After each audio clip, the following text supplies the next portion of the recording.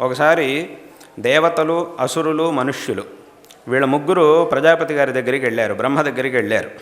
వెళ్ళి మాకేదైనా మా ఆత్మోద్ధారం కోసం మాకేదైనా ఉపదేశం చేయండి అని ప్రజాపతి గారిని అడిగారు, బ్రహ్మను అడిగారు. అప్పుడు ఆయన మొట్టమొదట దేవతలకు ఉపదేశం చేశాడు. ఏం ఉపదేశం చేశాడు అంటే దా అనే ఒక అక్షరాన్ని ఉపదేశించాడు.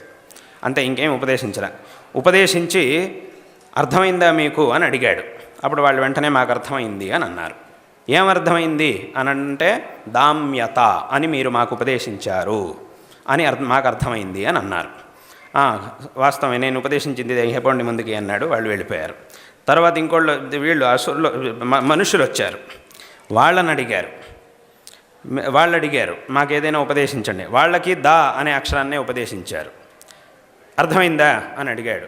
అర్థమైంది అన్నారు. ఏమర్థమైంది? దత్త. దత్త అంటే దేహి అనే దానికి బహువచనం, దాన్నే దత్త అని అనడం.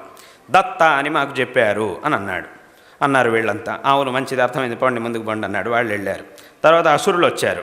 వాళ్ళు అడిగారు మాకేదైనా ఉపదేశం. వాళ్ళకి అదే అక్షరం ఉపదేశించాడు, దా అని ఉపదేశించాడు. అర్థమైందా అని అడిగాడు. అర్థమైంది. ఏమర్థమైంది అని అంటే దయధ్వం అని మీరు మాకు చెప్పారు అని అన్నారు.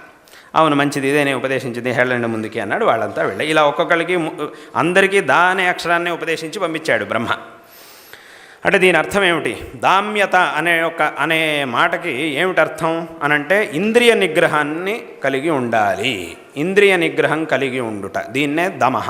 దమం అని అంటాం కదా, శమదమాలు అని అంటాం. శమం అంటే మనోనిగ్రహం, దమం అంటే ఇంద్రియాల యొక్క నిగ్రహం.